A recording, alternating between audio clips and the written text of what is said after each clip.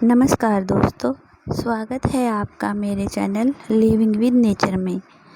तो दोस्तों, जैसा कि आप लोग देख रहे हैं कि बरसात शुरू होने वाली है, तो हमें उससे पहले अपनी मिट्टी को अच्छे से तैयार कर लेना है। तो मिट्टी को तैयार करने के लिए हमें किन किन चीज़ों की आवश्यकता पड़ेगी, आज का टॉपिक यही है। तो अगर आप छत पे बागवानी कर रहे हैं तो उसके लिए हमें उपजाऊ और कम वज़न वाली मिट्टी चाहिए, ताकि हमारी छत पे ज़्यादा भार भी ना पड़े और हमारी मिट्टी उपजाऊ भी हो। तो इसके लिए हमें किन किन चीज़ों की ज़रूरत पड़ेगी, आज हम इसी विषय पे बात करेंगे और हमारी मिट्टी उपजाऊ भी हो, ये भी हमारा मुख्य मकसद रहेगा, क्योंकि उपजाऊ मिट्टी बागवानी की आत्मा होती है। दोस्तों, मिट्टी ही बेस है, मिट्टी के बिना हम बागवानी नहीं कर सकते। तो सबसे पहले हम बात करते हैं कि मिट्टी कितने प्रकार की होती है। तो मिट्टी दोस्तों कई प्रकार की होती है: दोमट मिट्टी, चिकनी मिट्टी और रेतीली मिट्टी। तो सबसे अच्छी मिट्टी तो दोमट मिट्टी को ही माना जाता है, और इसमें भूरी, काली, पीली और लाल कई तरह की मिट्टी होती है। जो काली मिट्टी होती है वो चिकनी, बहुत ज़्यादा चिकनी पर पोषक तत्वों से भरपूर होती है। लाल मिट्टी और भूरी मिट्टी ये भुरभुरी होती है, इसमें बहुत थोड़ी मात्रा रेत की होती है। तो आप मेरे साथ है, ये मैं साथ साथ अपनी जो मिट्टी की तैयारी कर रही थी ये वीडियो आपको दिखाती जाऊंगी, और साथ में आप मेरी बातें सुनते जाना। अगर आपको अच्छी लगे तो लाइक करना दोस्तों।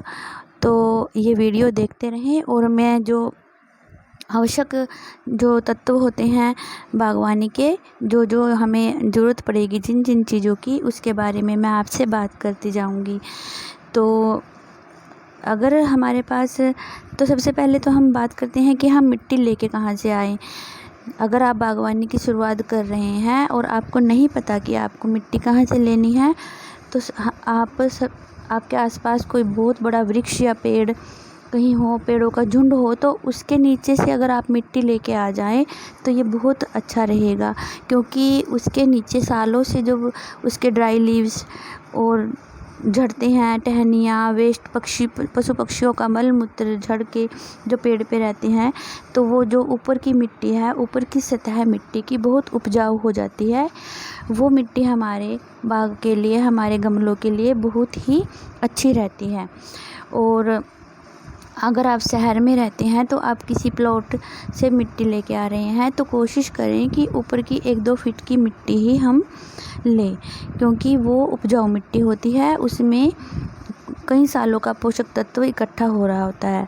तो अगर आपको वो नहीं मिलती और आप कहीं कंस्ट्रक्शन साइट से मिट्टी लेके आते हैं, तो वो दोस्तों वो मिट्टी बहुत गहरी नीचे से खुदाई की हुई होती है, तो उसमें पोषक तत्व बिल्कुल भी नहीं होते। तो उस मिट्टी को उपजाऊ बनाने के लिए हमें उसमें ऊपर से खाद, मिट्टी, रेत वगैरह मिलाना पड़ता है, तो उसकी भी हम अलग से बात करेंगे। तो अगर आपको शुरुआत में आप शुरुआत कर रहे हैं बागवानी की, तो आपको उसके लिए शुरुआत में अपनी मिट्टी, अगर 60% मिट्टी और 50% भी आप मिट्टी ले सकते हैं, उसमें 40% खाद और 10% रेत की आवश्यकता पड़ेगी। अगर काली मिट्टी है तो उसमें आप 10% रेत मिला लें, क्योंकि वो चिकनी मिट्टी होती है। और अगर मिट्टी लाल या भूरी है तो उसमें आप रेत की मात्रा कम रखें, क्योंकि उसमें पहले से ही रेत होता है, उसमें 5% आप रेत रखें। मेरी बात को ध्यान से सुनना दोस्तों, जो मैं कह रही हूँ ये बहुत इम्पोर्टेंट बातें हैं। तो अब बात करते हैं हम दूसरे तत्वों की। मिट्टी की बात हमारी हो गई, अब हमें चाहिए इसमें रेत। तो रेत ले लें 10%, जैसे कि मैंने आपको बता दिया। काली मिट्टी है तो 10% रेत, और अगर भूरी मिट्टी या लाल मिट्टी है तो उसमें 5% आप रेत मिला लें। रेत में खुद के लिए कोई पोषक तत्व नहीं होते दोस्तों। तो रेत हमें क्यों मिलाना है मिट्टी में? क्योंकि रेत जो होता है उससे मिट्टी वेल ड्रेन हो जाती है। तो हमें गमलों के लिए मिट्टी चाहिए वेल ड्रेन, क्योंकि अगर मिट्टी हम शुरू में जब लेते हैं तो वो चिकनी होती है और हार्ड हो जाती है। पानी देने के बाद वो और भी हार्ड हो जाती है, तो पौधों की जड़ों को फैलने के लिए स्थान नहीं मिलता और वो ज़्यादा अच्छे से फिर ग्रो नहीं कर पाते। तो या फिर पानी उनमें ठहर जाता है मिट्टी में और पौधों की जड़ें गल जाती हैं। तो मिट्टी वेल ड्रेन हो तो उसके लिए हमें इसमें कई चीज़ें मिलानी पड़ती हैं। सबसे पहले तो रेत, उसके बाद थोड़ी सी हम कोकोपीट भी मिला लेते हैं वेल ड्रेन बनाने के लिए। और उसमें अगर धान की भूसी, सूखे पत्ते, और अगर आपके पास धान की भूसी नहीं है तो आप उसमें गेहूं का भूसा भी मिला सकते हैं। तो हमें मिट्टी वेल ड्रेन रखनी है। तो उसके बाद हम उसमें मिलाएंगे गोबर की खाद। तो ये आप कहाँ से ले? गोबर की खाद हमें लेनी है 40%। अगर आप नई बागवानी शुरू कर रहे हैं, बाद में सालों साल अगर आप मिट्टी को फिर रिचार्ज करते हैं जब पोट को दोबारा से, वो अलग विषय है दोस्तों, तो हम खाद की मात्रा कम कर सकते हैं। पर ये हम शुरुआत में बागवानी शुरू कैसे करें उसके लिए हमारा ये टॉपिक है। तो उसके लिए हमें शुरू में 60% या 50% मिट्टी, क्योंकि 1-2% ऊपर नीचे होने से कोई फ़र्क नहीं पड़ता है, तो उसमें 40% के लगभग आप खाद रखें। तो गोबर की खाद आप अपने नज़दीक की कोई गौशाला या डेयरी से, दूध की डेयरी वाले होते हैं वो दे देंगे आपको, उनके पास खाद होती है, वो आप ले लें। ये गोबर की खाद दोस्तों कई तरह की होती है। एक वर्मी कंपोस्ट जो कि केंचुओं से बनाई जाती है, केंचुओं के द्वारा बनाई जाती है, वो भी गोबर की ही खाद होती है। तो वो ये जो होती है दोस्तों हमारे बागवानी की आत्मा है। गोबर की खाद के बिना हम बागवानी की कल्पना भी नहीं कर सकते हैं।